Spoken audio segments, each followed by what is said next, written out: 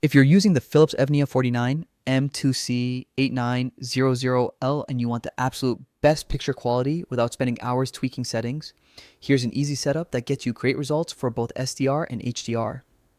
You don't need to be an expert, just follow along and you'll have the monitor looking its best in minutes. For SDR, start by setting the Smart Image preset to standard. This keeps the picture clean and neutral without adding any heavy processing that can throw off the colors. Set your brightness to around 60. That usually lands you close to 160 nits, which is ideal for most rooms and won't strain your eyes. Leave gamma at 2.2. It provides a good balance between dark shadows and bright highlights. For the color temperature, 6500 Kelvin gives you the most accurate look, especially for daytime use. But if you're working late or want something warmer and easier on your eyes, switching to 5000 Kelvin creates a softer, more comfortable tone. If color accuracy is your priority, turn on sRGB mode. Just keep in mind that once you enable it, the monitor locks down the RGB controls and gamma adjustments. If you'd rather have richer, more saturated colors and don't mind a bit of extra punch, leave sRGB turned off and enjoy the full wide gamut experience. And definitely make sure adaptive sync is enabled. It smooths out gameplay and automatically activates low input lag, so you don't have to touch anything else for fast response. Now for HDR. Set the HDR mode to HDR True Black for the most accurate contrast and color performance.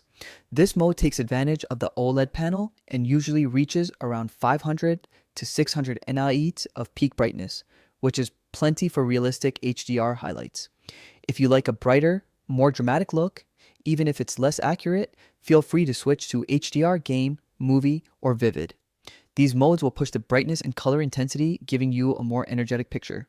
For HDR brightness, set it to 100, keep contrast at 50, and leave both light enhancement and color enhancement at 0. If you want just a little extra pop, you can try bumping each one to +1 to see if you prefer the look. Shadow boost can also help in darker games. Leave it at 0 for accuracy, but raise it up to 3 if you need help spotting enemies or details in dark areas.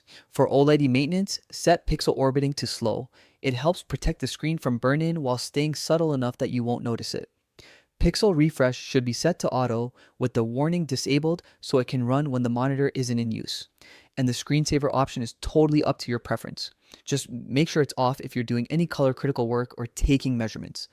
Follow these settings and you'll get an excellent balance of accuracy, brightness, and punch without the hassle. This monitor is already impressive, and dialing in the right setup makes it look even better.